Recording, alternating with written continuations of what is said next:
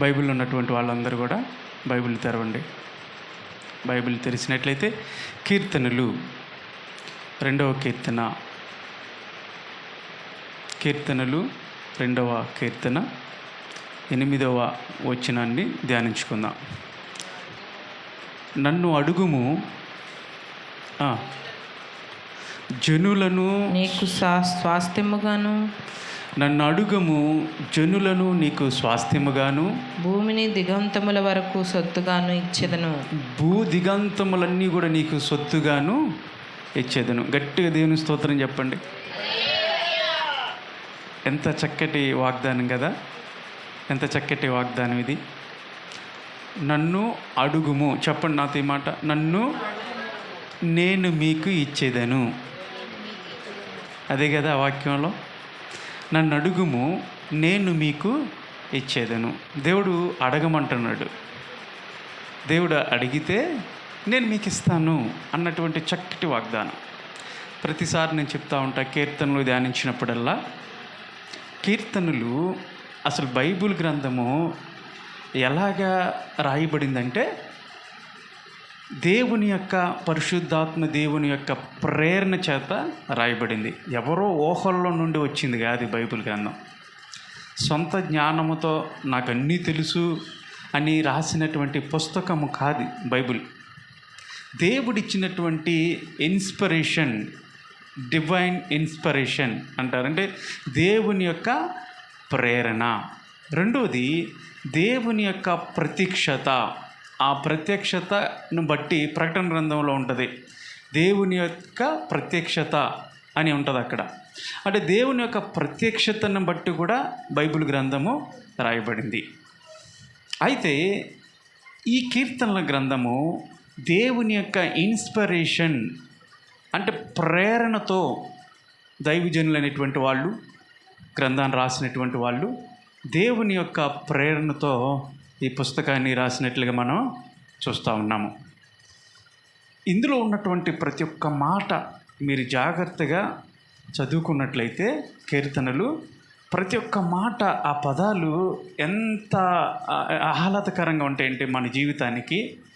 ఒకవేళ నువ్వు కష్టంలో ఉండొచ్చు, ఒకవేళ నువ్వు బాధల్లో ఉండొచ్చు, ఒకవేళ నువ్వు సంతోషంలో ఉండొచ్చు.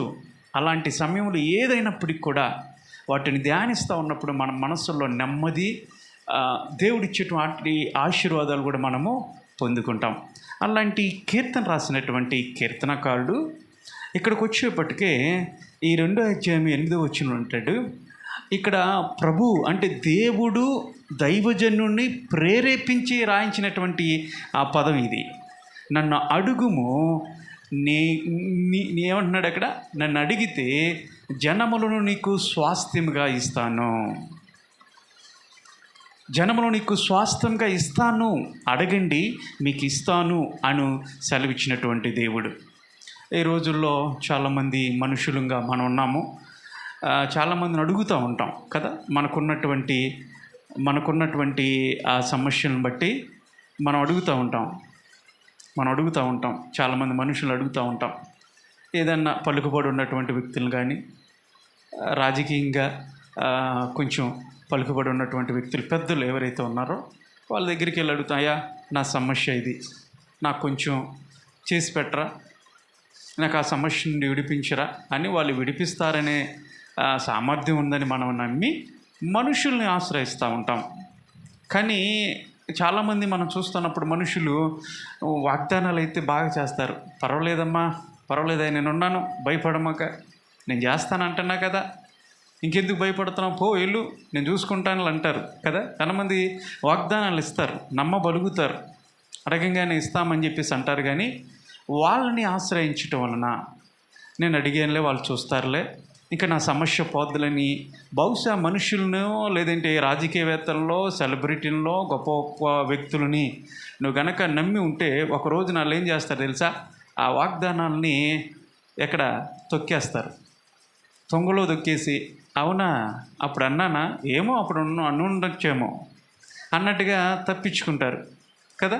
అయితే ఇక్కడ దేవుడు అంటున్నాడు, నువ్వు అడిగితే నేను నీకు ఇస్తాను. మత్తయి సువార్త 7వ అధ్యాయం 7వ వచనంలో ఉంటుంది, అడిగిన వారికి అడుగుడి మీకు ఇవ్వబడును, తట్టుడి తీయబడును, వెతకుడి. ఎంత చక్కటి మాట అది. దేవుడు చెప్తున్నాడు, మీరు అడగండి నేను ఇస్తాను. అయితే మనుషుల్లాగా నేను తప్పించుకొని పోయేటువంటి వాడిని కాదు. నేను ఒక్కసారి నేను వాగ్దానం చేశానంటే, ఒక్కసారి నేను మీకు ప్రామిస్ చేశానంటే దాన్ని తప్పి తిరిగేటువంటి వాడిని కాదు. అది బహుశా మనుషులు తప్పి తిరుగుతారేమో. నేను దేవుడిని కాబట్టి, నేను మానవ మాత్రుని కాదు కాబట్టి, నేను ఏదైతే మీకు వాగ్దానం చేశానో వాటిని ఖచ్చితంగా మీకు నెరవేర్స్తాను. కాబట్టి మీరు అడగాలి, ప్రభుని అడగాలి. ఈ ఉదయకాల సమయంలో, ఈ ఆదివారపు ఉదయకాల సమయంలో ఈ మందిరంలో కూర్చున్నటువంటి వాళ్ళు, లేదంటే దేవుని సన్నిధిని ఆశ్రయించి వచ్చినటువంటి మీ అందరిలో అడగమంటే చాలా కోరికలు ఉంటాయి కదా, చాలా అడగాలని ఉంటాయి. తప్పు అంటలా, నేను అడగొద్దని నేను అంటలా. అయితే ఇక్కడ జాగ్రత్తగా గమనించినట్లయితే, ఏ వేటు గురించి అయితే దేవుడి నుంచి ఒక కార్యాన్ని పొందాలని నీకున్నటువంటి సమస్య ఏదైనప్పటికీ కూడా, అది జటిలమే అయినప్పటికీ కూడా, కొంతమంది చూడండి ఏదైనా సమస్య వచ్చిందంటే వాళ్ళే జడ్జిమెంట్ ఇచ్చేస్తూ ఉంటారు. ఇంకా ఇది అవ్వదండి, ఇంక ఇది పోదు, ఇది అలాగే ఉంటుంది, ఇంకా వాళ్ళ కర్మ అంతే, అనుభవించాలి దాన్ని అంటూ ఉంటారు కదా. కర్మ అనుభవించాల్సిందే. కర్మని ఎవరు తప్పిస్తారండి?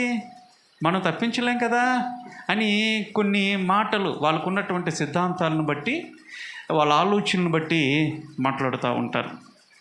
అయితే ఇక్కడ కూర్చున్నటువంటి నీవు, నీ సమస్య ఏదైనప్పటికీ, నీకు వచ్చినటువంటి ప్రతికూల పరిస్థితి, అది రోగమే కానివ్వండి, లేదంటే అది ఒక భయంకరమైన ఉపత్తే కానివ్వండి, ఒక ఒడిదుడుకు లాంటిది, అన్నీ బాగున్నప్పుడు చూడండి మన పరిస్థితుల్లో ఏదో ఒక తుఫాను సడన్గా మన జీవితాల్లోకి వచ్చేస్తూ ఉంటాయి. అంతా బాగుందండి అనుకున్నాం, కానీ అనుకోని రీతిలో సమస్య వచ్చేసిందండి. ఎటు వెళ్ళాలో, ఎవరిని అడగాలో, ఈ సమస్య నుంచి మేము ఎలాగా బయటపడాలో తెలియట్లేదండి. అందుకని ప్రభు సన్నిధికి వచ్చాము. మేము అడిగితే ఆయన ఇస్తానన్నాడు కాబట్టి దేవుని సన్నిధిలో అడగటానికి వచ్చామండి అనగానికి ఇక్కడ కూర్చొని ఉంటే, దేవుడి ఉదయకాల సమయంలో ప్రతి ఒక్కరికి దేవుడు ఇస్తున్నటువంటి వాగ్దానం ఏంటి తెలుసా? నువ్వు అడుగు, నేను నీకు ఇస్తాను అన్నటువంటి దేవుడు ఖచ్చితంగా ఇస్తాడు. అయితే ఇక్కడ ప్రశ్న ఏంటంటే, వేటిని అడుగుతున్నాం అంటే దేవుణ్ణి ఏ విధంగా అడుగుతున్నాం, ఇది ప్రశ్న. ఓకేనా? మీకు అర్థమైంది కదా? దేవుణ్ణి ఏ విధంగా అడగాలి, ఏ విధంగా అడిగితే దేవుడి నుంచి మనం పొందుకుంటాం. ఆయన అడగమన్నాడు, ఇస్తానన్నాడు కదా అని ఏం అడగాలి, మనం ఎలాంటి వాటిని అడుగుతున్నాం, ఎలాగ అడిగితే దేవుడు మనకిస్తాడు, మనం పొందుకుంటాము అన్న విషయాల్ని ఒక 3 విషయాలు చెప్పి తర్వాత కొంచెం నేను ముందుకెళ్ళి నా వర్తమానాన్ని ఉదయకాల సమయంలో ముగింపులోకి తీసుకొస్తాను. జాగ్రత్తగా ఆలకించండి. మొదటిగా చూద్దాం, దేవుణ్ణి ఏ విధంగా మనం అడగాలి. అదే కదా ప్రశ్న. ఆ ప్రశ్నతో యాకోబు పత్రిక 4వ అధ్యాయము 3వ వచనాన్ని తీయండి. యాకోబు పత్రిక 4వ అధ్యాయము 3వ వచనం చూడండి, చదవండి. యాకోబు పత్రిక, ఇది జాగ్రత్తగా వినండి. మీరు అడిగినను మీ భోగముల నిమిత్తమై వినియోగించుటకై దురుద్దేశముతో అడుగుదురు కనుక మీకేమీ దొరకట్లేదు. ఏం దొరకలేదంట? ఏమీ దొరకట్లేదంట. దేవుని స్తోత్రం చెప్పండి. హల్లెలూయా. అంటే ఇక్కడేంటి, ఎలాగ అడుగుతున్నారు? ఇక్కడ అడుగుతున్నారు మంచిదే, కానీ ఏ విధంగా అడుగుతున్నారంటే దురుద్దేశములతో అడుగుతున్నారంట. కాబట్టి మీకేమీ దొరకట్లేదు. మీ భోగముల నిమిత్తమై మీరు దురుద్దేశముతో అడుగుతున్నారు కాబట్టి మీరేం పొందలేకపోతున్నారు. అంటే దురుద్దేశముతో అడుగుతున్నామంటే దానికి వ్యతిరేక దిశలో మనం అర్థం చేసుకోవాలంటే ఏ విధంగా మనం అడగాలి? దురుద్దేశంతో అడగకూడదు. అంటే ఏ విధంగా అడగాలి? మంచిగా అడగాల. దేవుని స్తోత్రం చెప్పండి. దురుద్దేశంలో అడగకూడదు, మంచిగా అడగాలి. దేవుణ్ణి మంచిగా అడగాలి. అడుగుతున్నావా? దురుద్దేశంతో అడుగుతున్నావా? ఎందుకు ఈ రోజున నువ్వు ఆశించింది నువ్వు పొందలేకపోతున్నావంటే నువ్వు దురుద్దేశంతో దేవుణ్ణి అడుగుతున్నావని అర్థం. ఇక్కడ తేటగా మాట్లాడుతున్నాడు లేఖనాలతో దేవుడు. నువ్వు ఎందుకు పొందలేకపోతున్నావు అంటే దురుద్దేశములతో అడుగుతున్నావు కాబట్టి. చూడండి, కొంతమంది వాళ్ళ వ్యసనాల కోసమనో లేదంటే వాళ్ళ కోరికలను తీర్చుకోవాలని వాళ్ళు చేస్తున్నటువంటి పాడు పనుల నిమిత్తమై దేవుణ్ణి అయా ఈ పని కనుక అయితే నేను నీకు అది వేస్తా, కానుకేస్తాను, లేదంటే ఫలానని కొంతమంది చెప్తూ ఉంటారు. దొంగతనంకి వెళ్ళేటప్పుడు వాడు ప్రార్థన చేసుకుంటాడు. ఇప్పుడు చెప్పండి, దొంగతనానికి వెళ్తున్నాను ప్రభువా, ఈ రోజున ఫుల్గా దండుకోవాలి, నేను నీకు 10వ వంతు ఇస్తా. దేవుడు తీసుకుంటాడా? ఒకసారి ఇట్లాగే దేవుని సన్నిధిలోకి వచ్చి ప్రార్థన చేసుకున్నంట, ఇదిగో ప్రభువా వెళ్తున్నా దొంగతనానికి, ఈ రోజున బాగా ధనం రావాలి, నాకు నా చెయ్యి ఓటం ఇవాళ బాగా తిరగాలి, ఆ వచ్చిన వాటిలో నీకు 10వ వంతు ఇస్తానులే అన్నాడంట. అన్నట్టుగానే వాడికి ఆ రోజున బాగానే వచ్చేసింది. దేవుడు చేయలా, వాడికి ఆ రోజున ఏదో అట్లాగా ధనం వచ్చింది. వాడు అర్ధరాత్రి కాడు వచ్చి పాస్టర్ గారు తలుపు కొడుతున్నాడంట. ఈ సమయంలో ఎవర్రా, ఇప్పటి వరకు మీటింగ్కి వెళ్ళి కొంచెం అలసిపోయి అప్పుడు అన్నం తిని పడుకుందామని ఆయన అలా చూస్తూ ఉంటుంటే ఈరోజు డోర్ నాక్ చేస్తాం. మరి పాస్టర్ గారికి ఉన్నటువంటి ఆ భారం ఏంటంటే ఎవరైనా ఎప్పుడైనా మీరు తలుపు తట్టొచ్చు, ఫోన్ చేయొచ్చు.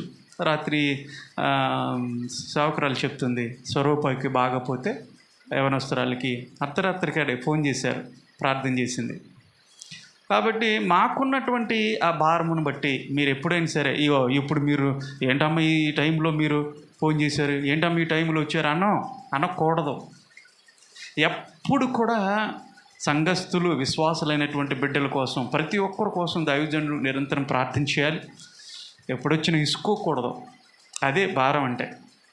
ఈ తలుపు నాక్ చేశాడు, గబగబ ఎవరో వచ్చారు, కొంచెం ఆపదలో ఉన్నారేమని గబగబా పాస్టర్ గారు డోర్ తీస్తే ఈ దొంగతనం చేసిన వచ్చినాడు. ఆడు తల దించుకున్నట్టున్నాడు. బాబు ఎవరయ్యా తల ఎత్తి ఈ టైంలో తల నాక్ చేసావు డోర్ అంటే తల ఎత్తాడు, గుర్తుపెట్టాడు. ఏందా ఈ టైంలో వచ్చావు? ఆ కానుకేద్దామని వచ్చానండి. మరి కానుకేసేవాడు ఆదివారం వేయచ్చు కదా, ఏంటి కానుక గురించి ఈ టైంలో డోర్ నాక్ చేయాల్సినటువంటి అవసరం లేదు కదా, ఇంకేమైనా ఇబ్బంది ఉందేమో అనుకున్నాను అంటే వాడు అంటాడు, లేదు అయ్యగారు, నేను దొంగతనానికి వెళ్ళాను, అక్కడ బాగా వచ్చింది, 10వ వంతు ఇద్దామని దేవుడికి నేను తీర్మానం చేసుకుని ఇద్దామని వచ్చాను. ఎలా ఉంటుంది చెప్పండి? ఆ దైవజన్ అన్నాడు, నీ కానుకొద్దు ఏమొద్దు. ఇలాంటి కానుకలు దేవుడు కోరుకోవట్లా, నీ హృదయాన్ని అడుగుతున్నాడు. ముందు నువ్వు మారు అని చెప్పేసి ఆ యవనస్తుని గద్దించి పంపించాడు. తెలంగాణలో ఆ ప్రాంతం పేరు నాకు గుర్తురాట్లేదు కానీ విన్నాను ఇది. ఆ ప్రాంతంలో రోడ్డు పక్కన ఒక చిన్న టెంపుల్ ఉంటుందంట. అక్కడ బోర్డు ఏముంటుంది, దొంగల తల్లి అని ఉంటుందంట. ఏముంటుంది? చాలా తల్లులు ఉన్నారు కదా, చాలా తల్లులు ఉన్నారు ఇప్పుడు చూస్తే. ఆ తల్లి, ఈ తల్లి, ప్రతి వస్తువుకి తల్లిలని పెట్టేశారు. కిటికీల తల్లి, తలుపులను తల్లి, స్లాబ్ తల్లి, ఇట్లా అన్ని తల్లి. అయితే అక్కడ దొంగల తల్లి అంట. ఈవిడేం చేసిద్ది అంటే ఈ దొంగలకు హెల్ప్ చేసిద్ది అనమాట. మరి నువ్వు వెళ్ళరా, నేను ఉంటాను, ఆ వచ్చింది కాస్త ఇందులో నాకు సగం, నీకు సగం. వాళ్ళు అలాగే స్టువర్ట్ పూర్వం అని చెప్పేసి వాళ్ళు కూడా అలాగే తీర్మానం తీసుకునే వాళ్ళంట. ఆ వాటికి వీటికి మొక్కుకొని దొంగతనం చేసి వచ్చిన తర్వాత అక్కడ ఉండి ఉంటుందంట పెద్దది, అందులో కొంత వేస్తారంట. ఇది దొంగల తల్లి. ఇట్లాగా దొంగతనం చేసేటప్పుడు కానీ లేదంటే నువ్వు చేస్తున్నటువంటి పాడు పనులు ఏవైతే ఉన్నాయో ఆ పాడు పనులు చేసేటప్పుడు నువ్వు ఎవ్వరికి దొరకకూడదు, ఎవ్వరికి కనపడకూడదు. ప్రభువా నన్ను కాచి కాపాడవంటే అది ఎలాంటి ప్రార్థన? ఏం ప్రార్థన అది? దురుద్దేశంతో. ఆ ఉద్దేశాలు మంచి కాదు. నువ్వు అడుగుతున్నది దురుద్దేశంతో అడుగుతున్నావు, అందుకని నీకు దేవుడు ఇవ్వట్లా.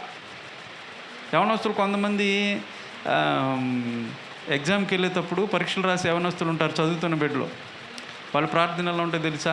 ప్రభువా ఎగ్జామ్కి వెళ్తున్నాను, ఇగో స్లిప్పులు పెట్టానయ్యా, నేను ఎవరు నన్ను చూడకూడదు, ఎవరు నన్ను చూడకూడదు. ఏంటంట? స్లిప్పులు పెట్టుకెళ్ళాడు, అది తప్పది. స్లిప్పులు పెట్టుకెళ్ళొచ్చా? తప్పది. కష్టపడి చదివేది పక్కన పెట్టేసి ఆ సంవత్సరం అంతా తిరుగుతారు ఇష్టానుసారంగా. ఎగ్జామ్ రాగానే స్లిప్పులు పెట్టి జాగ్రత్తగా దాచుకొని వెళ్తారు. వీళ్ళు ప్రార్థన ఎలా ఉంటుందంటే, ఆ రోజున ఎవరు కనపడకూడదే, నేను చక్కగా రాసుకొని రావాలి అని చెప్పేసి ఇలాంటి ప్రార్థన దేవుడు ఆలకించడు. వీళ్ళ ఉద్దేశాలు మంచివి కాదు.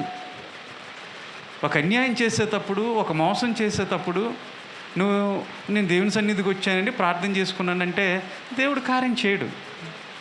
ఒక ఆయనంట బాప్తిసం తీసుకుందాం అనుకున్నాడంట. సరే నదిలోకి చెరువులోకి తీసుకెళ్ళాడు పాస్టర్ గారు. ముంచుతున్నాడు. బాప్తిసం అంటే ముంచుతారు కదా నీళ్ళల్లో. ముంచినాక చెయ్యి పైకి ఎత్తాడంట. ఇప్పుడు చెయ్యి ముడవంటే ముడతల్లా, చెయ్యి కూడా మునగాలిగా. ముంచవయ్యా చెయ్యి అంటే ముంచట్లేదంట. కారణం ఏంటంటే, అయ్యారు ఈ చెయ్యి ముంచను, ఇది ఎప్పుడు ముంచుతాను తెలుసా, నేను ఒకని కొట్టాలి అన్నాడంట. నేను ఒకని కొట్టాలి, అందుకే నీ చెయ్యి ఎట్లా ఉంచా, ఆయన కొట్టిన తర్వాత అప్పుడు కానీ చెయ్యి ముంచుతాను. చూసారా, దేవుని నమ్ముకున్నానని పిలువబడుతూ ఉన్నారు, దేవుని బిడ్డలుగా పిలువబడుతూ ఉన్నారు, కానీ వాళ్ళ ఉద్దేశాలు మారలా. ఉద్దేశాల్లో మంచి ఉద్దేశాలు కాదు ఇవి. అందుకని దేవుడు అంటున్నాడు, నువ్వు ప్రార్థన చేస్తున్నావు కానీ మంచి ఉద్దేశంతో నువ్వు చేయట్లా, నీ ఉద్దేశాలు బాగాలేదు, అందుకని నేను నీకు ఇవ్వట్లా, నువ్వు పొందుకోలేకపోతున్నావు. కనుక నువ్వు ఎలాగ ప్రార్థన చేయాలి అంటే మంచిగా ప్రార్థన చేయాలి, మంచి ఈవుల గురించి ప్రార్థన చేయాలి. దేవా, నేను ఆత్మలో వర్ధిల్లినట్లుగా కృప చూపించేయా. ఎలా ఉంది ప్రార్థన? అయ్యా, నేను ఆశీర్వదించబడాలయ్యా, నీ సన్నిధిలో నా బిడ్డలు ఒలివ మొక్కల వలె ఆశీర్వదించబడాలయ్యా, నీ సారాన్ని పొందుకున్నట్లుగా ఉండాలి ప్రభువా. నీ యందు భయభక్తులు కలిగి నిరీక్షణతో నీ కొరకే ఎదురు చూసే సంఘముగా మేము ఉండాలి. జీవము కలిగినటువంటి సంఘములో నాటబడే విధంగా మమ్మల్ని నాటు ప్రభువా, నీ సన్నిధిలో నీ పరిచర్యలో మేము పాటుపడినట్లుగా నాయన మా శక్తిని, మా బలాన్ని, మా జ్ఞానం అంతా కూడా ప్రభువా నీ కొరకే బ్రతికే విధంగా చేయి నాయన. సహాయం చేయి, కృపను మాకు తోడుగా ఉంచి. ఇది కదా మంచి ప్రార్థన. చేస్తున్నారు ఇలాంటి ప్రార్థన? ఇలాంటి ప్రార్థన నువ్వు చేసినప్పుడు దేవుడు ఖచ్చితంగా నీ ప్రార్థన ఆలకించి నీకు సహాయం చేస్తాడు. సహాయం చేస్తాడు. ఆయన ఆరాధించే వాళ్ళు ఏ విధంగా ఆరాధించమన్నాడు దేవుడు? ఆత్మతోనూ సత్యంతోనూ. అంటే ఆత్మతో ఆరాధించాలి, మనసుతో ఆరాధించాలి. మరొకసారి అంటాడు హృదయపూర్వకంగా ఆయన్ని ఆరాధించాలి. చాలామంది చూడండి, మనసుతో ఆరాధిస్తారు కానీ హృదయంతో ఆరాధించారు. కొంతమంది హృదయంలో మార్పు ఉండదు, ఏదో మనసుతో ఆరాధిస్తూ ఉంటారు. కొంతమంది హృదయంతో ఆరాధిస్తారు, మనసుతో ఆరాధించరు. ప్రభువు చెప్తున్నాడు, మనసుతోనూ ఆరాధించాలి, హృదయముతోనూ ఆరాధించాలి. అడగండి, నేను మీకు ఇస్తాను. అయితే ఏ విధంగా అడగాలంటే దురుద్దేశములతో అడగకూడదు. మొదటిది. రెండోది చూద్దాం ఏ విధంగా మనం అడగాలో. ఎఫెసీకి రాసినటువంటి పత్రిక, పౌలు గారు ఎఫెసీలకి రాసిన పత్రిక 3వ అధ్యాయము 20వ వచనం. బాబు ఈనట్టు అన్నట్టు. ఎఫెసీలకి రాసిన పత్రిక 3వ అధ్యాయం 20వ వచనం చదవమ్మా. మనలో కార్యసాధకమైన తన శక్తి చొప్పున మనం అడుగు అన్నిటికంటేను ఊహించిన వాటన్నిటికంటేను అత్యధికముగా చేయు శక్తి గల దేవునికి. చాలమ్మా. ఇప్పుడు చూడండి, అత్యధికముగా చేయగల శక్తి గల దేవుడు నువ్వు అడిగిన వాటన్నిటికంటే, ఊహించిన వాటికంటే ఆయన అత్యధికంగా అనుగ్రహించే దేవుడు. అంటే మన దేవుడు అత్యధిక శక్తి గల దేవుడు కాబట్టి నువ్వు ఆయన శక్తిని బట్టి నువ్వు అడగాల. దేవుని స్తోత్రం చెప్పండి. మీకు అర్థమయ్యేలా చెప్తా. ఒక మంచి ధనవంతుడు ఉన్నాడు, కోటీశ్వరుడు ఉన్నాడు. దాదాపుగా ఒక 10,000 కోట్లు ఉన్నాయి అనుకుందాం. 10,000 కోట్లు అంటే మాటలా? 10,000 కోట్లు ఉన్నాయి అనుకున్నాం. ఒక గొప్ప వ్యక్తి, కోటీశ్వరుడు నీ దగ్గరికి వచ్చాడు. అమ్మా, అడుగు, నీకు ఇస్తానన్నాడు. కోరుకో, నీకేం కావాలో నేను ఇస్తా అన్నాడు. అబ్బా, కోరుకోమన్నాడు అన్నట్టుగా ఒక 100 రూపాయలు ఏమన్నాండి అంటే ఎలా ఉంటుంది? కుబేరుడు, పెద్ద ఆస్తిపరుడు, ధనవంతుడు నీ దగ్గరికి వచ్చి, నీ ముందుకు వచ్చి నీకేం కావాలో కోరుకంటే 10 రూపాయలు ఇవ్వండి బాబు అంటే ఆ వ్యక్తికి ఎలా ఉంటుంది చెప్పండి? ఏం కోరుకున్నాను? అతని శక్తి ఏంటో నీకు తెలుస్తుందా? ఏమనుకుంటాడు ఆయన? అరే నేనేంటి, నా దగ్గర 10 రూపాయలు అంటాడేంటి నా? అడుగురా అంటే ఏవో పెద్ద పెద్ద అడగాలి కానీ, బాబు నాకు ఒక ఎకరం పొలమో లేదంటే ఒక మంచి బిల్డింగో మేడ, ఇలాంటి నా కెపాసిటీ తగ్గట్టుగా అడగాలి. నీ ఏంట్రా బాబు 10 రూపాయలు అడుగుతున్నాడు అంటారా లేదా? అంటారు లేదు. నా అలాంటి వాడి దగ్గరికి వచ్చి 10 రూపాయలు అడిగితే ఒక న్యాయం. ధనవంతుడి దగ్గరికి వెళ్ళి అడిగినప్పుడు ఆయన శక్తి కొలది నువ్వు అడగాల. ఆయన శక్తి కొలది నువ్వు అడగాల. మనం ఆరాధిస్తున్నటువంటి దేవుడు శక్తి గల దేవుడు. నువ్వు అడుగు వాటికంటే, ఊహించిన వాటికంటే అత్యధికంగా అనుగ్రహించేటువంటి సర్వశక్తిమంతుడు. కాబట్టి దేవుని సన్నిధిలోకి వచ్చి నువ్వు చిన్న చిన్న అడగకూడదు. మీకు అర్థమవుతుందా? ఆయన ధారాళంగా ఇస్తానంటున్నాడు, సమృద్ధిగా ఇస్తానంటున్నాడు. అందుకనే ఒక చిన్న పిల్లంట కొట్టు దగ్గరికి వెళ్ళింది. ఒక పచారీ కొట్టు దగ్గరికి వెళ్ళింది. ఏ ఖర్చులు తీసుకుంది, అట్లాగే చూస్తూ ఉంది. ఆయన అంటున్నాడు, శెట్టి గారు అంటున్నారు, అమ్మా అదిగో ఆ డబ్బాలో పప్పులు తీసుకో, లేదంటే ఆ డబ్బాలో చాక్లెట్ తీసుకో అంటున్నాడు. పక్కన వాళ్ళ మమ్మీ ఉంది, వాళ్ళ మమ్మీతో వెళ్ళింది. అలాగే చూస్తూ ఉంటుంటే ఆయన అడిగాడు, చిన్నపిల్ల కదా అన్నట్టుగా, ఆ డబ్బాలో మూత తీసేసి తీసుకో అంటున్నాడు శెట్టిగా. ఈవిడ తీసుకోవట్లా చిన్నపిల్ల. అరే తీసుకోమంటే తీసుకోవమ్మా అంటుంటే ఎట్లాగో చూస్తూ ఉంది.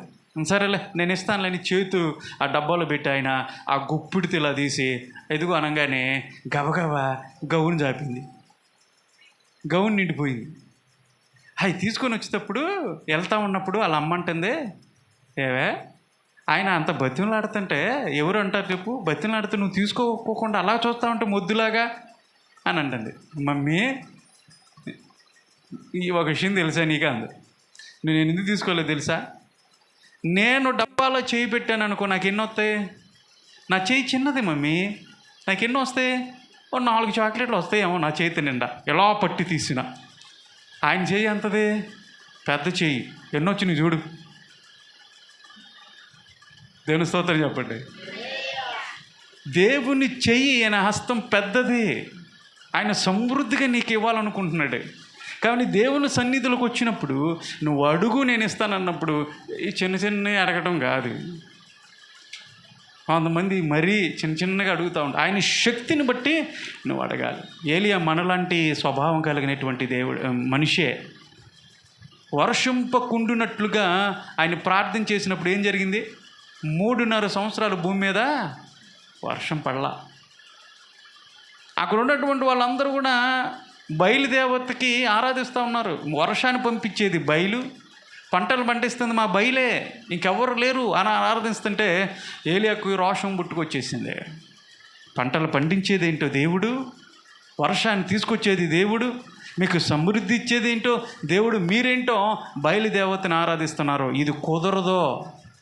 బయలుదేవత దేవుడు కాదు, ఆయన కాదు చేసేది, యెహోవా దేవుడు చేస్తూ ఉన్నాడు. దేవుడు చేస్తున్న కార్యాన్ని మీరు దేవత మీదో మీరు ఆ చేతులతో తయారు చేసినటువంటి వాటిని ఉద్దేశించి మాట్లాడుతున్నారు. కాబట్టి ఇదిగో ఇప్పటి నుంచి 3.5 సంవత్సరాలు మీకు వర్షం పడదు. మీకు తెలియాలా? ఒక సామాన్యమైనటువంటి మనలాంటి వ్యక్తి ఏలియా ప్రార్థన చేసినప్పుడు 3.5 సంవత్సరాలు ఆ ప్రార్థన విన్నాడు దేవుడు. వర్షం రాకోకుండా ఉంచాడు. మరలా ప్రార్థన చేసినప్పుడు వర్షం పడినట్లు చూస్తాను. నువ్వు అడిగేది గొప్ప అడగాల. ఆయన శక్తిని బట్టి నువ్వు అడగాలి, చిన్నవి కాదు. అర్థమవుతుందని చెప్పి రెండోది, ఫస్ట్ది ఏమని చెప్పాను? నువ్వు దురుద్దేశంతో అడగకూడదు, మంచిగా దేవుణ్ణి అడగాలి. రెండోది, నువ్వు ఎలా అడగాలి? దేవుని శక్తిని బట్టి నువ్వు అడగాలి. 3 చూద్దాం. లోకాసువార్త 11:8. లోకాసువార్త 11:8 ఏ విధంగా అడగాలో చెప్తా ఉన్నాడు.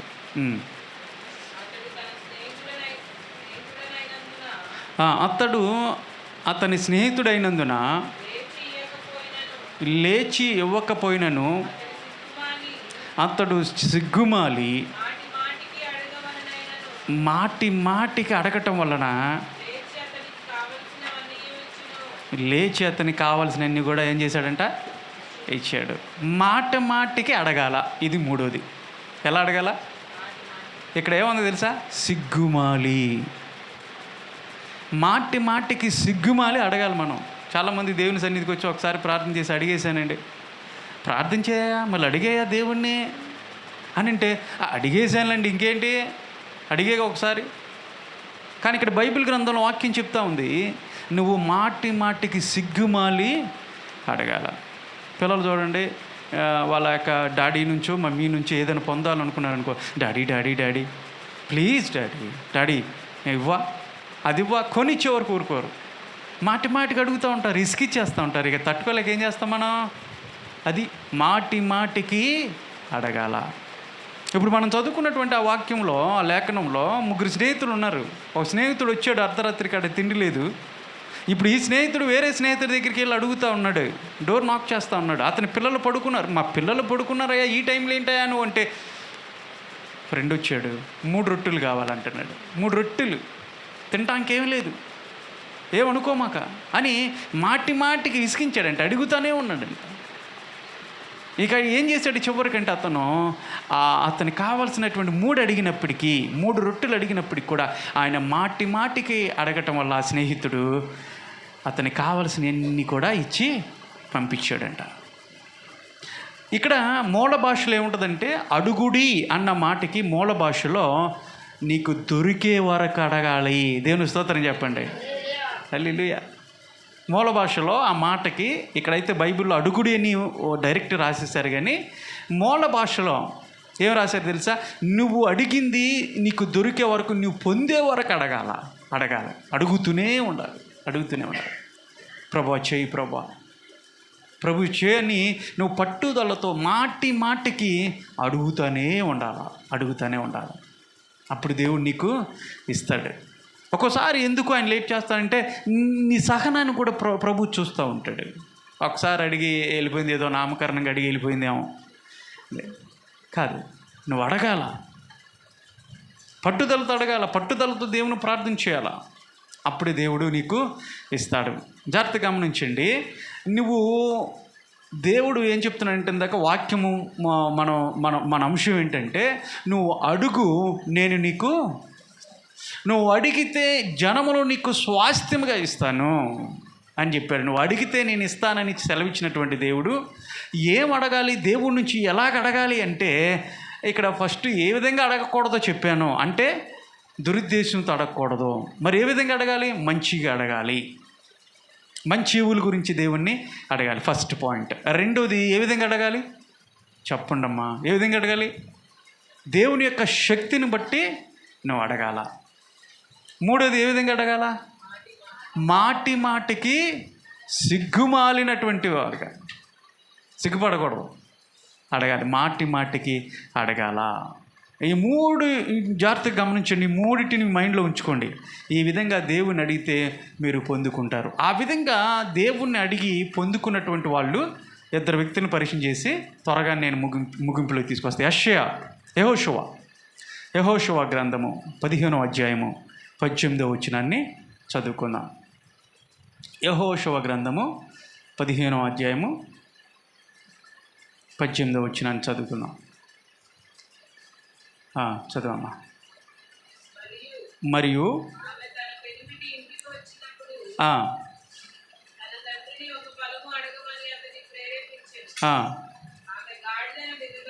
ఆమె గాడిదని దిగగా కాలేబు ఆమెను చూసి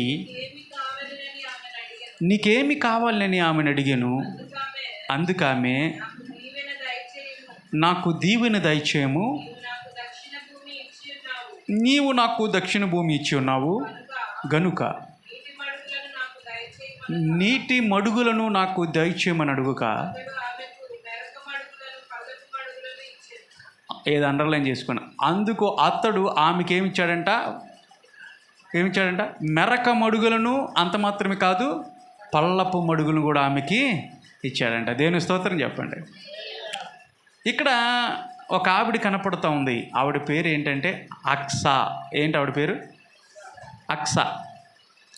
ఈ అక్స యవనస్తురాలు. అతని యొక్క తండ్రి పేరు కాలేబు. కాలేబు యొక్క కుమార్తె అక్స. బైబిల్ గ్రంథంలో తండ్రి కూతురు యొక్క మంచి సంబంధం, మంచి సత్సంబంధం, మంచి తండ్రి మంచి కుమార్తె అని మనం చూసుకోవాలంటే బైబిల్లో కాలేబు అక్ష గురించి మనం తెలుసుకోవచ్చు. వివాహమైంది, అక్షాన్ని పంపించిన తర్వాత ఇప్పుడు అక్ష వస్తూ ఉంది, కాలేబు దగ్గరికి వచ్చింది. కాలేబు అంటున్నాడమ్మా నీకేం కావాలి? ఇప్పుడు అక్ష చెప్తుంది నన్ను దీవించు. అక్ష అన్న మాటకి అర్థం కడియం అని అర్థం. ఏమర్థం? కడియం. ప్రతి ఒక్క మాటకి బైబిల్లో అర్థాలు ఉన్నాయి. అక్స అంటే కడియం. కడియం అంటే ఏంటి? రాజమండ్రి దగ్గర కడియం కాదు. కడియం అంటే కొంతమంది కాళ్ళకి కడియాలు పెట్టుకుంటారు, చేతులకు కూడా పెద్ద పెద్ద కడియాలు పెట్టుకుంటారు. ఆఫ్రికా ఖండంలో ఆఫ్రికన్స్ ఉంటారు, నల్ల జాతి వారంట. పిల్లోడు పుట్టంగానే ముందు ఒక కడియం వేసేస్తారంట మెడకి. అది కొంచెం బలంగా ఉంటుంది. అలా పెరుగుతా కొద్దిగా కడియాలు పెంచుతూ ఉంటారు. అప్పుడు ఏమవుతుందంటే ఆ కడియం గట్టిగా పట్టేసుకొని మెడని సాగదీసిద్దంట, పైకి సాగదీసిద్ది. వాళ్ళ ఉద్దేశం ఏంటంటే ఎంత మెడ ఎంత సాగితే అంత దీవెన అంట వాళ్ళకి. బాబు ఏందిరా నీ మెడ ఎంత ఉందంటే ఇంత మెడ ఉంటేనే దీవెనండి మాకు అంటారంట వాళ్ళు. వాళ్ళకి ఆలోచనలు అవి. ఆ విధంగా ఇప్పుడు కూడా అక్కడక్కడికి మనకు కనపడుతుంటారు కొంతమంది పెద్దోళ్ళు, ముసలి వాళ్ళు కడియాలు, పెద్ద పెద్ద కడియాలు కాళ్ళకు కూడా కాళ్ళకు కడియాలు పెట్టుకుని తిరుగుతూ ఉంటారు కదా. అట్లాగే అక్ష అన్న పేరుకు కడియం అని అర్థం. కడియం అని అర్థం. ఈ అక్ష అడుగుతుంది కాలేబు దగ్గరికి వచ్చి, డాడీ నాకు దక్షిణ భూమిని ఇచ్చావు మంచిదే, కానీ నీళ్ళు లేవు, కాబట్టి నాకు నీళ్ళు కావాలి అని చెప్పేసి అడుగుతూ ఉంది. నీళ్ళు కావాలి అని అడిగితే కాలేబు ఏం చెప్తున్నాడంటే నీటి మడుగులను అక్ష అడిగితే కాలేబు ఏమి ఇచ్చాడంట? మెరక మడుగులను, పల్లపు మడుగులను ఆయన ఇచ్చాడు. మెరక అంటే డౌన్లో ఉంటుందా, అప్లో ఉంటుందా?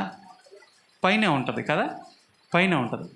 మొదటిగా ఏమి ఇచ్చాడంటే పై మడుగులను, మెరక మడుగులను ఇచ్చాడంట మొదటిగా. మీరు గమనించండి, బైబిల్లో ప్రతి ఒక్క మాటకి ఆధ్యాత్మికమైనటువంటి గూఢమైనటువంటి సత్యాలు ఉన్నాయి. అవి మనం తెలుసుకోవాలి. పైన ఉన్నటువంటి మెరక మడుగులను కాలేబు కుమార్తెకి ఇచ్చాడంటే ఒక వ్యక్తి దేవుని దగ్గరికి వచ్చి ప్రభువుని అడిగినప్పుడు, ప్రభువా నన్ను దీవించు ప్రభువా, బ్లెస్ మీ మై లార్డ్ అని చెప్పేసి నువ్వు ఎప్పుడైతే అడుగుతావో దేవుడు మొదటిగా చేసేది ఏంటి తెలుసా? ఏమిస్తాడంట? పై మడుగులు. పైనే ఉంది పరలోకం ఉంది. పరలోక సంబంధమైనటువంటి దీవులు నీకు ఇస్తాడు. దేవుని స్తోత్రం చెప్పండి. హల్లెలూయా. దేవుని దగ్గరికి ఎందుకు రావాలి అంటే భూ సంబంధమైనటువంటి, భౌతిక సంబంధమైనటువంటి వాటి కోరకమే కాదు మనం వచ్చేది. ప్రధానంగా మనకు కావాల్సింది, ప్రాముఖ్యంగా మనకు కావాల్సింది ఏంటి తెలుసా? మన ఆశ, మన తృష్ణ, మన ఆసక్తి, మన చూపు ఎప్పుడు కూడా ఎట్లా ఉండాలంటే భూ సంబంధమైనటువంటి వాటి కోసమే మేము వెతికేవారుగా మనం ఉండకూడదు. పరలోక సంబంధమైనటువంటి వాటి గురించి మనము దృష్టిని సారించాలి. అది దేవుడు చెప్తుంది. నీవు నేను ఏ ఆశీర్వాదాలు పొందాలని ప్రభు కోరుకుంటున్నాడు అంటే పరలోక సంబంధమైనటువంటి ఆశీర్వాదాలు ఆయన ఇవ్వాలని ఆశపడతా ఉన్నాడు. పై మడుగులు, మెరక మడుగులు. ఎప్పుడైతే దేవుని నువ్వు విశ్వసించి ఆయన్ని నువ్వు నీ హృదయంలోకి అంగీకరించి ఆహ్వానించి రక్షణ అనుభవంలోకి ఎప్పుడైతే నడిపించబడతావో ఇమ్మీడియట్లుగా దేవుడు నీకు ఒక ఆశీర్వాదం ఇస్తాడు. అది పరలోక సంబంధమైనటువంటి, ఇది నిత్యత్వం, శాశ్వతమైనటువంటి ఆశీర్వాదాన్ని దేవుడు నీకు ఇస్తాడు. ఆయన ఇస్తాడు. అడుగు నీకు ఇస్తాను అన్నటువంటి దేవుడు ఏమిస్తావయ్యా అంటే ప్రభు చెప్తున్నాడు, నువ్వు నన్ను ఆశ్రయించావు గనక, నువ్వు నన్ను అడిగావు గనక, రక్షణ అనుభవంలోకి నువ్వు వచ్చావు కాబట్టి, నన్ను స్వీకరించావు కాబట్టి బిడ్డ నీకేమిస్తాను తెలుసా? పరలోకానికి సంబంధించినటువంటి ఆశీర్వాదాన్ని నీకు ఇస్తా. అది నిత్యం ఉంటుంది, అది ఎప్పుడు శాశ్వతం. అది నీకు ఈ భూ సంబంధమైనటువంటి వాటి గురించి నువ్వు ఒకవేళ అడిగినప్పటికి కూడా వాటిని ఇస్తాను. కానీ అంటే మీరు అనుకోవచ్చు, ప్రభు ఇప్పుడు మనం బతకాలండి అవి ఇవ్వడా అంటే ఇస్తాడు. నువ్వేది కోరుకుంటే అది ఇస్తాడు. నీ అవసరాన్ని బట్టి దేవుడు ఇస్తాడు. నాకు ఇల్లు కావాలండి, ఇల్లు లేదు నాకు, ప్రభు ఇవ్వడా? ఇస్తాడు. పిల్లలకి మరి చదువులకి మరి ఆర్థికంగా మనకు కొంత ధనం కావాలండి, దేవుని అడిగితే ఇవ్వడా అంటే ఇస్తాడు. ఒక కారు కావాలంటే తప్పులేదు, ఒక కారు కావాలండి మరి కారు ఇవ్వడా అంటే ఇస్తాడు. ఇక్కడ నీకు కావలసినటువంటి అవసరతను దేవుడు తీరుస్తాడు. కానీ ప్రాముఖ్యంగా నీకు పరలోక సంబంధమైనది అది మనం కావాల్సింది. మన పౌరుషత్వం ఎక్కడుందంట? మన పౌరుషత్వం, మనం దేనికి పౌరులుగా ఉన్నామంటే పరలోకానికి సంబంధించినటువంటి పౌరుషత్వం కలిగి ఉన్నాం. దేవుని స్తోత్రం చెప్పండి. ఒక వ్యక్తి రక్షించబడిన తర్వాత ఇమ్మీడియట్గా అతనికి ఎక్కడ హక్కు వచ్చింది తెలుసా? అందుకని బైబిల్లో ఒక మాట ఉంటుంది, ఎందరైతే దేవుణ్ణి అందు విశ్వాసం ఉంచుతారో, ఆయన అంగీకరిస్తారో వారందరూ కూడా దేవుని పిల్లలగుటకు అధికారము పొందేను. దేవుని స్తోత్రం కలుగును గాక. ఇక్కడ కూర్చున్న దేవుని విశ్వాసించినటువంటి మనందరం కూడా విశ్వాసులుగా పిలువబడుతున్న మనందరము దేవుని పిల్లలము, ఆయన వారసులము. ఎక్కడ మన వారసత్వం ఉంది అంటే పరలోకంలో ఉంది. ఇప్పుడు ఎలక్షన్ కార్డు ఉంది. భారతదేశంలో పుట్టినటువంటి వారికి పౌరసత్వం ఎక్కడ ఉంటుంది? భారతదేశంలోనే ఉంటుంది. మన ఓటుకి ఇక్కడే కదా, జాగ్రత్తగా గమనించండి. అమెరికా దేశంలో పుట్టిన వాళ్ళకి అక్కడేమిస్తారు? అక్కడ ఇస్తారు, వాళ్ళకి కావాల్సినటువంటి గ్రీన్ కార్డు ఇస్తారు. భారతదేశంలో ఉన్నటువంటి వ్యక్తి అమెరికాలోకి వెళ్ళి నాకు ఈ గ్రీన్ కార్డు ఇవ్వమంటే ఎవరు? అక్కడ నీ పౌరుషత్వం ఎక్కడయ్యా, నువ్వు ఎక్కడున్నావు, ఎక్కడ నుండి వచ్చావు అంటే మాది ఇండియా అండి, భారతదేశం అంటే అక్కడ ఉంది నీది, నువ్వు పుట్టింది అక్కడ నీకు పౌరసత్వం ఉంది అంటారు. అయితే ఇప్పుడు అమెరికా వెళ్ళిన తర్వాత 12 సంవత్సరాలకో 10 సంవత్సరాలు బయట ఉన్నటువంటి వాళ్ళకి గ్రీన్ కార్డు ఇస్తూ ఉన్నారు. అయితే ప్రధానంగా నువ్వు ఏ దేశంలో అయితే పుట్టావో ఆ దేశంలో నీకు హక్కు ఉంది, నీకు అక్కడ పౌరసత్వం ఉంది. ఇప్పుడు నువ్వు క్రొత్త సృష్టిగా దేవుని యందు దేవునిని నువ్వు నమ్ముకొని ఆయన యందు విశ్వాసం ఉంచి క్రొత్త జన్మ ఎత్తావు చూసావా, క్రొత్త సృష్టిగా రూపాంతరం చెందావు చూసావా. ఎప్పుడైతే ఆ విధంగా దేవుని నువ్వు కొత్తగా పుట్టావో ఇప్పుడు నీ పౌరసత్వం ఎక్కడుంది? పరలోకంలో ఉంది. అది ఉంది. అదే పౌలు గారు చెప్తా అంటాడు చక్కగా అదే మాట. ఫిలిప్పీలకు రాసిన పత్రిక 3వ అధ్యాయం 20వ వచనంలో చక్కగా చెప్తాడు చూడండి. ఫిలిప్పీలకు రాసిన పత్రిక 3వ అధ్యాయం 20వ వచనం తీసిన వాళ్ళు చదవండి.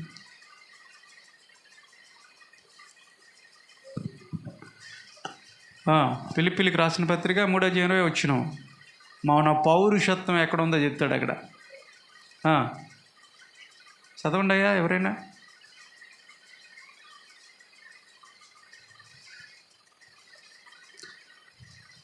సరే, మన పౌరుషత్వం ఎక్కడుందని చెప్తున్నాడంటే ఆయన పరలోకంలో ఉందని చెప్తున్నాడు పౌలు గారు. వాక్యం వెంటనే తీయాల. మన పౌరుషత్వం ఎక్కడుందంట? పరలోకంలో ఉంది. ఇది శాశ్వతమైనది కాదు, ఇది ఒక రోజున ఈ లోకాన్ని విడిచి మనం వెళ్ళిపోతాం. అయితే మన పౌరుషత్వం పరలోకంలో ఉంది, అక్కడుంది. దాన్నే రూఢిపరుస్తూ ఎఫెసీల పత్రిక 1వ అధ్యాయం 3వ వచనంలో కూడా చక్కని మాట ఉంటుంది. అక్కడ కూడా అదేంటి, ఎఫెసీలకు రాసిన పత్రిక 1వ అధ్యాయము 3. ఎవరు తీసినా చదవండి అయ్యా. ఎఫెసీలకు రాసిన పత్రిక 1వ అధ్యాయము 3వ వచనం. అక్కడ కూడా పౌలు చక్క మాట చెప్తున్నాడు, మన స్థితిని చెప్తా ఉన్నాడు. మన ప్రభు అయిన యేసుక్రీస్తు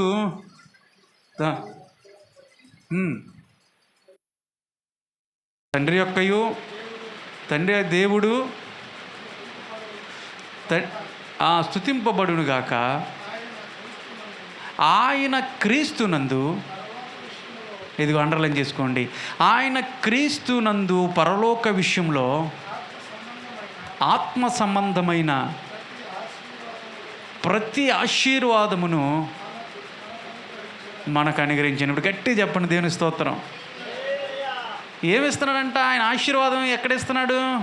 పరలోక సంబంధమైనటువంటి ఆశీర్వాదాన్ని క్రీస్తునందు. మీకు అర్థమైందా? క్రీస్తునందు పరలోక సంబంధమైనటువంటి ప్రతి ఆశీర్వాదాన్ని ప్రభు మనకిస్తున్నాడు. కారణం ఏంటి తెలుసా? మనం పరలోక పౌరులము. మన పౌరు స్థితి పరలోకమందు ఉంది. అయితే దేవుని కనుక నువ్వు యెహోలోక సంబంధమైనటువంటి వాటి గురించి కాకోకుండా ఒక వ్యక్తి దేవునిలో బలపడి ఆత్మీయమైనటువంటి ఎదుగుదలతో ఉన్నప్పుడు దేవుడు పరలోక సంబంధమైనటువంటి ఆశీర్వాదాలు చూడండి. సుకార్ అనేటువంటి ప్రాంతానికి ప్రభు వెళ్ళాడు మిట్ట మధ్యాహ్నం. ఒక సమరయ స్త్రీ సుకార్ అనేటువంటి బావి దగ్గరికి వచ్చింది మధ్యాహ్నం. ఏం పని ఆవిడికి మధ్యాహ్నం రావటానికి? మిట్ట మధ్యాహ్నం, ఎండ తీవ్రతగా ఉంది. ప్రభు ఆ మధ్యాహ్న కాలంలో అక్కడికి వచ్చారు. అక్కడ ఉన్నటువంటి ఎవరైనా స్త్రీలు ఆ బావి దగ్గరికి వెళ్ళినప్పుడు, ఆ బావి చిన్నగా ఉంటుంది, చెప్తూ ఉంటారు. ఇప్పుడు కూడా యెరూషలేములో ఆ సమరయ ప్రాంతంలో సుకార్ అనేటువంటి ప్రాంతంలో చిన్న బావి ఉంటుంది. ఒక వ్యక్తి మాత్రమే దిగేంత విడుతుంటుందంట చుట్టూ. మనకున్నటువంటి పెద్ద పెద్ద బావులు కాదు అవి, ఒక వ్యక్తి పట్టేంత చాలా లోతుగా ఉంటుందంట. ఈ ఆడపిల్లలు సాధారణంగా ఏ టైంలో వస్తారంటే ఉదయకాల సమయంలోనో సాయంకాల సమయంలో వచ్చి బట్టలు ఉతుక్కొని కావాల్సినటువంటి వాటర్ తీసుకొని తోడుకొని వెళ్తారు వాళ్ళ పనులు చూసుకొని. మరి ఈ స్త్రీకి ఎందుకు మిట్ట మధ్యాహ్నం వచ్చిందంట కొండను తీసుకొని. యేసు ప్రభు కూడా ఆ సమయానికి అక్కడికి వచ్చాడు. ఇవిడుకున్నటువంటి ఆలోచనలు వేరు, ఇవిడుకున్నటువంటి ఉద్దేశాలు వేరు.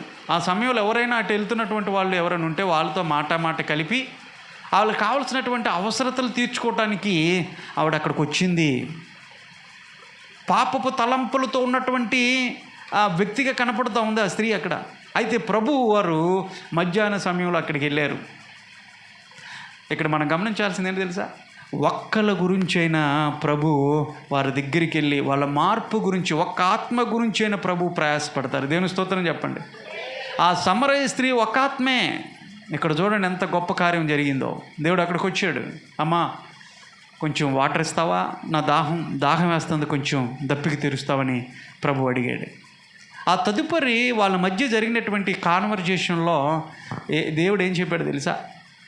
నీవిచ్చే నీళ్ళు దాహం మళ్ళీ వేస్తుంది, కానీ నేనిచ్చే నీళ్ళు నువ్వు తాగితే మరి ఎప్పటికి కూడా నువ్వు తప్పుకొనవు అన్నాడు.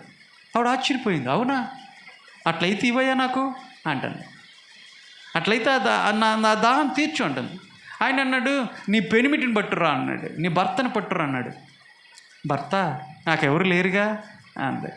అవునా, లేరా అని చెప్పేసి ఆగాడు దేవుడు. అనలా, నీకు 5 భర్తలు ఉన్నారు, ఇప్పుడు ఉన్నవాడు నీవాడు కాదన్నాడు. ఆశ్చర్యపోయింది.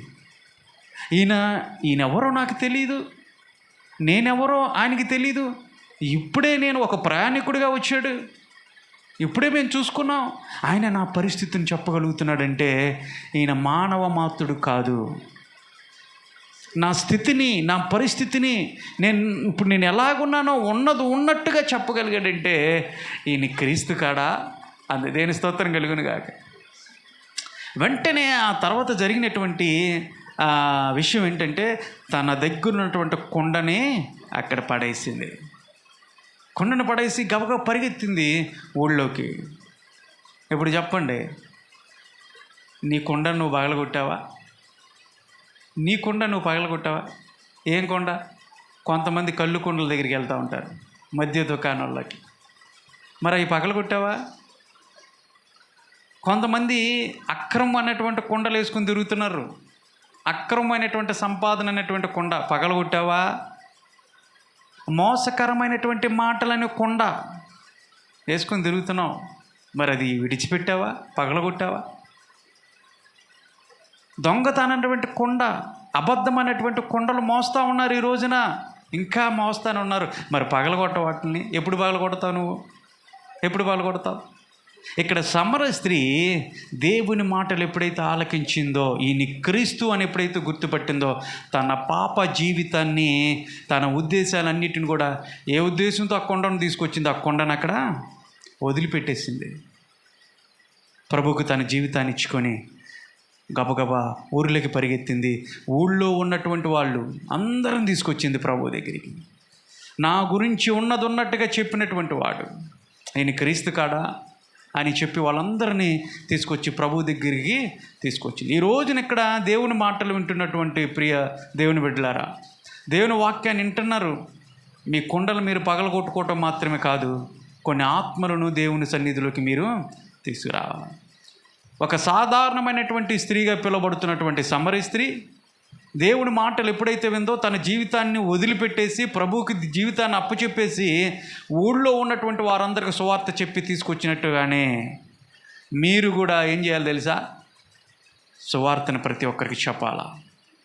చనిపోయేలోపు, మీ జీవితం ఎక్కడి నుంచి ముగించేలోపు, దేవుని పిలిపొచ్చేలోపు కనీసం మీరు కొన్ని ఆత్మలన్నా మీరు తీసుకురావాలా. నాకు డబ్బు కావాలని నువ్వు ఎంపర్లాడుతూ ఉంటారు కొంతమంది, ధనం కోసం ఎంపర్లాడుతూ ఉంటారు, పలానా కావాలి నాకు, పలానా కావాలని చెప్పేసి ఎంపర్లాడుతూ ఉన్నారు. కానీ ఏ ఒక్కటి కూడా మీకు మీ అవసాన దశలో అక్కడికి రాదు. మీ మతం నీకు అక్కడికి రాదు. దేవుని యొక్క ఉగ్రత వచ్చినప్పుడు ఏమొస్తుంది? మీ మతం అక్కడికి రాదు, నీ కులం నీకు అక్కరలోకి రాదు, నీ చదువు నిన్ను కాపాడలేదు, నీకున్నటువంటి అందచందాలు నిన్ను కాపాడలేవు. కానీ ఒకటి మాత్రం గుర్తుంచుకోండి, దేవునిలో రక్షించబడినప్పుడు, ఎందుకంటే నిత్య నరకం నుంచి, నిత్య పాతాళం నుంచి నిన్ను కాపాడేది యేసయ్య మాత్రమే. కాబట్టి యేసయ్య నమ్ముకున్నావు కాబట్టి నువ్వు చనిపోయేలోపు ఏం చేయాలి తెలుసా? నీ ఆత్మతో పాటు కొన్ని ఆత్మను ప్రభు దగ్గరికి తీసుకురావాలి. వాళ్ళ రక్షణ నిమిత్తమై వారి కోసం నువ్వు పాటుపడాలి, చెప్పాలి, మాట్లాడాలి. దేవుని సువార్త నువ్వు ప్రకటించేవాడుగా, దేవుని సేవ చేసేటువంటి వాడుగా మనందరం ఉండాలని దేవుడు ఇష్టపడుతున్నాడు. ఎందుకు తెలుసా? అంటున్నాడు దేవుడు, నీ పౌరస్థితి పరలోకంలో ఉంది కాబట్టి అడుగు, నీకు ఇస్తాను అన్నాడు. ఇక్కడ అక్ష అడిగింది మొదటిగా మెరక మడుగులను ఇచ్చినట్టుగా. అంత మాత్రం కాదు, పల్లపు మడుగులు కూడా ఇచ్చాడు. దేవుని మనం ఆశ్రయించినప్పుడు, దేవుని మనం అడిగితే, దేవునిలో మనము బలపడుతున్నప్పుడు ఆత్మలో ఆత్మీయమైనటువంటి ఆశీర్వాదాలు, ఇందా చెప్పాను, పరలోక సంబంధమైనటువంటి ఆశీర్వాదాలు దేవుడు మనకి ఇస్తాడు. కావాలా? అడుగుతావా? రెండో వ్యక్తిని కూడా నేను పరిచయం చేసి ముగింపులో తీసుకొస్తాను. రెండో వ్యక్తిని మార్కు సువార్త 10వ అధ్యాయము 51, 52 వచనాలు చదువుకుందాం. అక్కడ ఒక వ్యక్తి ఉన్నాడు, అతను కూడా పరిచయం చేసి నేను ముగింపులేస్తాను. మార్కు సువార్త 10వ అధ్యాయము 51, 52 చదువుతున్నారు, జాగ్రత్తగానండి. యేసు, నేను నీకు ఏమి చేయగోరుచున్నానని వాడిని అడుగగా, ఆ గుడ్డివాడు, బోధకుడా, నాకు దృష్టి కలుగు చేయమని ఆయనతో చెప్పాను. అందుకు యేసు, నువ్వు వెళ్ళుము, నీ విశ్వాసము నిన్ను స్వస్థపరచునని చెప్పాను. వెంటనే వాడు త్రోవ వెంట చూపు పొంది ఆయన వెంట వెళ్ళాను. దేవుని స్తోత్రం చెప్పండి. ఎవరు ఈయనంటే ఒక గుడ్డి భిక్షకుడు. గుడ్డివాడు, రెండు ఉన్నాయి, భిక్షగాడు, గుడ్డితనం ఉంది, రెండు ఉన్నాయి. ఇతని పేరు బర్తిమై. రోడ్డు పక్కన అడుక్కుంటూ ఉన్నాడు. ఒక రోజున ప్రభు అటు వెళ్తూ ఉంటాం, ఆ మాట అతని చెవిని పడింది. ఏందయ్యా ఈ సంబరం ఏంటి? కొంచెం జనులు ఏదో సౌండ్ వినపడతా ఉంది, ఆ కోలాహలం ఏంటి, ఆ శబ్దం ఏంటని అడిగాడు. అక్కడ ఉన్నటువంటి వాళ్ళు చెప్పారు, ఇదే యేసు ప్రభు వెళ్తున్నాడండి, నజరుడైనటువంటి యేసు ప్రభు ఇటు వెళ్తున్నాడు అన్న మాట ఎప్పుడైతే తన చెవుని పడిందో, ఇప్పుడు ఆ వ్యక్తి కేకలు వేయటం ప్రారంభించాడు. నజరేయువాడా, దావీదు కుమారుడా, నన్ను కరుణించాయా, నా వైపు తిరిగయ్యా, నా ప్రార్థన ఆలకించాయా, నేను అడుగుతున్నానయ్యా అయ్యా అని పెద్దగా కేకలు వేయటం ప్రారంభించారు. అక్కడ ఉన్నటువంటి వాళ్ళు, పెద్దవాళ్ళు అయినటువంటి వాళ్ళు కొంతమంది అక్కడ, రే ఆగిను, ఎందుకురా అని గద్దిస్తూ ఉన్నారు. ఎవరి మాట వింటలా, నోర్మి. ఆయన ఎక్కడున్నాడు యేసు ప్రభు? నీ మాట ఆయనకి వినపడిద్దా? ఎక్కడో జనసమూహంలో ఉన్నాడు ఆయన, నువ్వు ఎక్కడ కూర్చున్నావు, నీ మాట ఎట్ట వినపడిద్దిరా? ఇంకా ఆయనకి ఏం పని లేవా యేసు ప్రభుకి? అబ్బో అన్నట్టుగా ఆయన గద్దిస్తుంటే ఆ ఎవ్వరి మాట వింటలా, ఎవ్వరి మాట వింటలా. ఇంకా గట్టిగా బిగ్గరగా కేక వేస్తూ ఉన్నాడు. బహుశా నువ్వు వేసే రూపాయి, నువ్వు వేసే కానుక, నువ్వు ఇచ్చేటువంటి ఆ కాసు ఈ రోజు వరకే నాకు ఉంటుందేమో, కానీ రేపు ఏంటి నా పరిస్థితి? కానీ శాశ్వతమైనది నేను పొందాలంటే ప్రభువుకి నా కేకలు వినపడాలా అనుకున్నాడు. ఈరోజే అనుకూలమైనటువంటి సమయం, మళ్ళీ రోజు వస్తుందో లేదో తెలీదు, ఈ అవకాశాన్ని నేను ఉపయోగించుకోవాలనుకున్నాడు. భర్తమయ్యి పెద్దగా కేకలు వేస్తే ఆ కేకలు ఎక్కడికి వెళ్ళినాయి తెలుసా? యేసయ్య చెవికి చేరాలి. ఇక్కడ ఒక మాట చెప్తాను, ఎప్పుడైతే యేసయ్య ఆ గుడ్డి భిక్షగాడు వేసిన కేకలు విన్నాడో అక్కడ ఏమన్నాడు, ఆగిపోయాడంట దేవుడు. ఒక మాట చెప్పనండి, నేను ఒక మాట చెప్పమంటారా?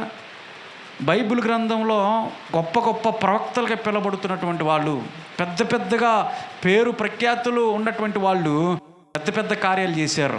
మోషేను చూసుకున్నట్లయితే ఏం చేశాడు? నేలను రక్తంగా మార్చాడు. అనేకమైనటువంటి అద్భుతాలు చేసినట్లుగా మనం చూస్తూ ఉన్నాం.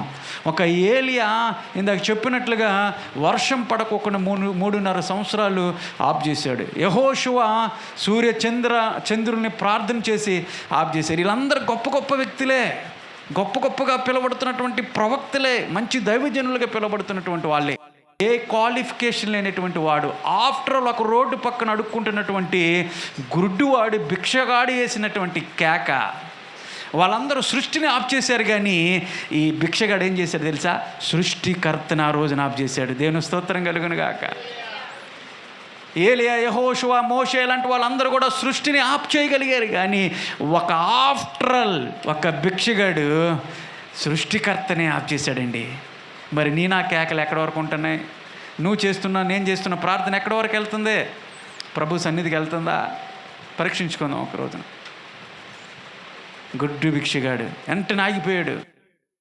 అక్కడ ఉంటుంది ఒక మాట, 50 వచనంలో ఉంటుంది, ప్రభు పిలిచాడు భిక్షగాడిని, తీసుకురండి, ఇలా రమ్మను అనగానే శిష్యులు వచ్చారు. బాబు యేసుప్రభు రమ్మంటున్నాడు అనగానే, అవునా నేను గుడ్డువాడిని, కొంచెం ఆగోయా, కొంచెం సర్దుకోవాలన్నాడు అని ఉందా? అక్కడ కొంచెం సమయం కావాలని ఉందా?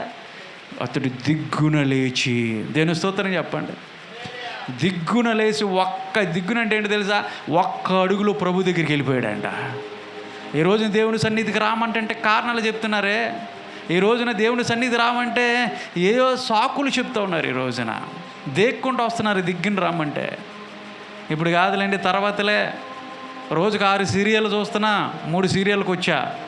ఆ తర్వాత మెల్లిమెల్లిగా మొదటికి వచ్చినాక మొదటి తర్వాత అప్పుడు వస్తా. ఈలోపు యేసు ప్రభు వస్తే నీ పరిస్థితి ఏంటి?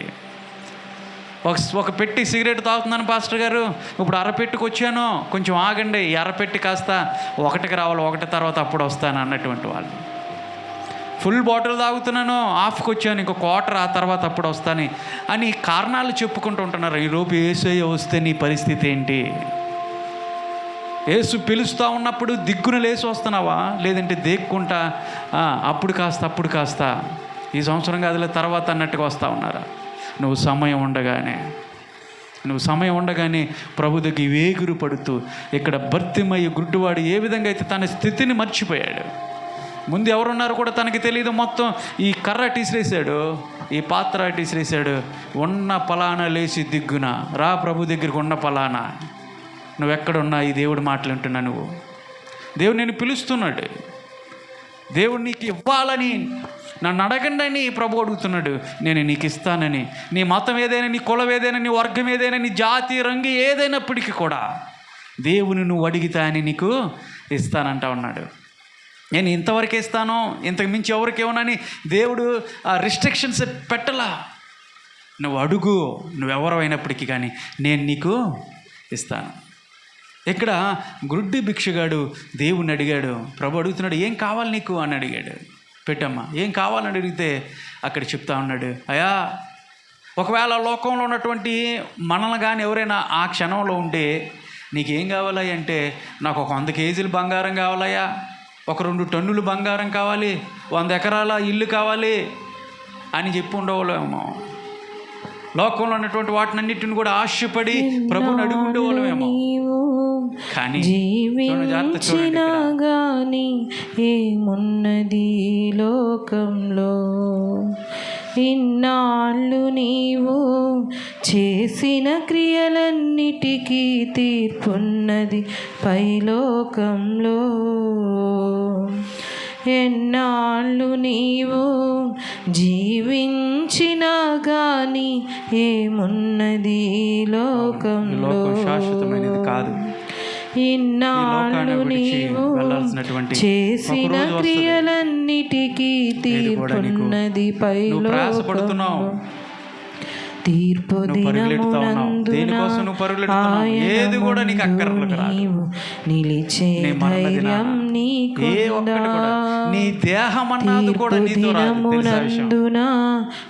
మట్టిలోనే కలిసిపోతాయి. ఏది అక్కడికి రాదు. నిలిచే ధైర్యం నీకుందా, నిలిచే ధైర్యము నీకుందా. మార్పు చెందవా, నీవు మార్పు చెందవా, నీ బ్రతుకును మార్చుకోవా.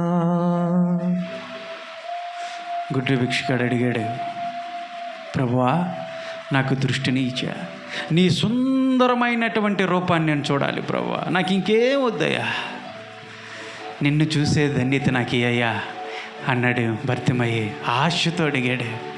ఎలా అడిగాడు? ఆశతో అడిగాడు.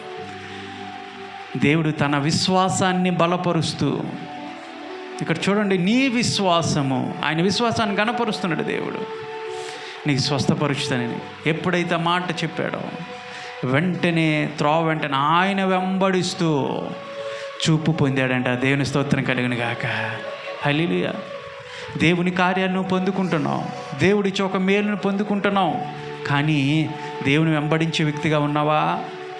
దేవుని వెంబడిస్తున్నావా? లేదంటే ఆ కార్యం పొందిన తర్వాత మళ్ళీ నీ పనిలో పడిపోయి దేవుని సన్నిధికి రాకోకుండా దేవుని వదిలిపెట్టేసి మళ్ళీ నీ యథావిధిగానే నీ పనిలో పడిపోతా ఉన్నావు. ఇక్కడ గుడ్డి భిక్షగాడు దేవుని వెంబడించాడు.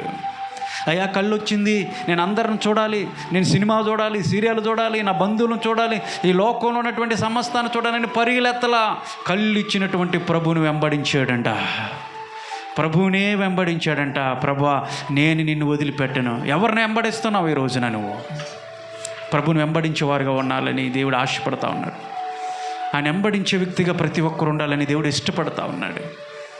వెంబడిస్తున్నావా? నువ్వు అడుగు, జనములను నీకు స్వాస్థ్యంగా ఇస్తానని ప్రభు చెప్తా ఉన్నాడు. నువ్వు అడిగితే నేను ఇస్తానన్నటువంటి దేవుడు ఏ విధంగా అడిగితే దేవుడు ఇస్తానంటే, దురుద్దేశములతో అడిగే వారికి ఇవ్వడంట, మంచిగా అడిగేటువంటి వారికి దేవుడికి ఇస్తాడు. రెండవది ఎలా ఇస్తానన్నాడు? ఆయన శక్తిని బట్టి అడిగితే ఇస్తానన్నాడు. ఆయన సామర్థ్యం కొద్దీ నీకు ఇవ్వటానికి ఇష్టపడతా ఉన్నాడు. కాబట్టి ఆయన శక్తిని, ఆయన సామర్థ్యాన్ని బట్టి నువ్వు అడగగలగాలి. మూడోది మాటికి ప్రభువుని నువ్వు అడగాలి. సిగ్గుమాలినటువంటి వారుగా మనం అడగాలి. ప్రభువా నాకు అని మాటికి అడిగేవారుగా ఉండాలి. అక్కడ అక్స తండ్రిని అడిగింది పైన ఉన్నటువంటి మడుగులను, మెరక మడుగులను ఇచ్చినట్లుగా, తర్వాత పల్లపు మడుగులు ఇచ్చినట్లుగా మనం చూస్తూ ఉన్నాము. దీవెనలు పొందినట్లుగా చూస్తూ ఉన్నాము. మనము దేవుని విశ్వాసించినటువంటి వారం, రక్షణ పొందినటువంటి వారం, దేవుని యొక్క యేసయ్య రక్తము చేత కడగబడి విమోచించబడినటువంటి మన వారందరం కూడా మన పౌరస్థితి పరలోకంలో ఉంది. మనకు పరలోక సంబంధమైనటువంటి మెరక మడుగులను దేవుడు ఇవ్వటానికి, ఆయన ఆశీర్వాదాలు ఇవ్వటానికి ఆయన ఇష్టపడుతూ ఉన్నాడు. రెండవది గుడ్డివాడైనటువంటి భర్తిమయ్య అడిగాడు, అయ్యా నాకు చూపుని అయ్యా, నాకు చూపుని అని అడిగినప్పుడు దేవుడిచ్చాడు. ఈ ఉదయకాల సమయంలో నువ్వేం అడుగుతున్నావు? ప్రశ్నించుకుందామా? కళ్ళు మూసుకోండి. చిన్న ప్రార్థన. మోకరించగలిగిన వాళ్ళు మోకరించుకోండి. నీ అవసరత ఏదైనప్పటికీ కూడా, నువ్వే స్థితిలో ఉన్నావో, నువ్వే పరిస్థితిలో ఉన్నావో, ఆర్థికంగా నలిగిపోయావా? అప్పుల బాధలతో నిండిపోయాయా? అయ్యా నేను ఇంట్రెస్ట్లు కట్టలేకపోతున్నాను, అప్పు అలాగే ఉంది, ఇంట్రెస్ట్లు పెరుగుతూ ఉన్నాయి, కట్టలేకపోతున్నాను, ఎప్పుడు అయిపోతాయి, నా అప్పు సమస్యను తీర్చవా అని ప్రభుని అడుగుతున్నావా? అడుగు.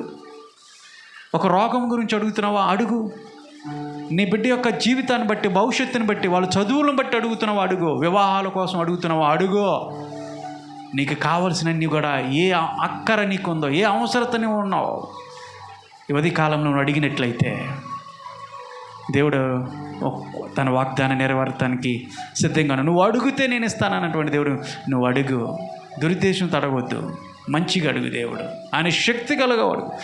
మాటికి అడుగు, దేవుడు నీకు ఇస్తాడు. అలిసిపోవద్దు. అడిగాను రావట్లేదని ఇంకా పొందుకెళ్ళిపోతున్నా ఎప్పటి వరకు అని అనుకుంటున్నావు. దేవుడు ఇస్తాడు. వాగ్దానం ఇచ్చిన దేవుడు నామమాత్రుడు కాదు, కానీ ఆయన నమ్మదగినటువంటి దేవుడు. ఆసక్తితో, ఆశతో దేవుడిని అడిగినట్లయితే, అక్ష ఏ విధంగా అయితే పొందుకుందో, భిక్షగాడు ఏ విధంగా అయితే ప్రభువుని అడిగి ఏ విధంగా అయితే పొందుకున్నాడో, ఈరోజు నువ్వు కూడా పొందుకుంటావు. నమ్మకం ఉందా? అడుగు. పరిశుద్ధుడా, ప్రేమ గల దేవా, నీకు వందనములు, స్తుతులు, స్తోత్రాలు ప్రభా. మా ప్రియులు ఎవరైతే ప్రభా ఈ వాక్యాన్ని విన్నారో వాళ్ళ జీవితాల్లో ప్రభా తండ్రి వాళ్ళ అడుగుని వాళ్ళు పొందుకోలేకపోతున్నారు. కారణం ఏంటో అనేది ఈ రోజున మాతో మాట్లాడారు అయా. వాళ్ళు ఏ విధంగా అడగాలో వాటిని మీరు నీవు లేఖనాల ద్వారా ప్రతిది కూడా సూటిగా మాట్లాడారు. విన్న వాక్యాన్ని ప్రభా ప్రతి ఒక్కరు కూడా వాళ్ళ జీవితాల్లో ఫలింప చేయండి. నీకు దగ్గరగా రావడానికి కృప చూపించండి అయా ప్రభా. అడిగిన వాటిని పొందుకునులాగన ప్రతి ఒక్కరి జీవితాల్లో నీ మెండైనటువంటి గొప్ప కార్యములు, ఆశ్చర్య కార్యములు వారి పట్ల జరిగించి అయా నీ నామానికి మహిమ తెచ్చుకోమని.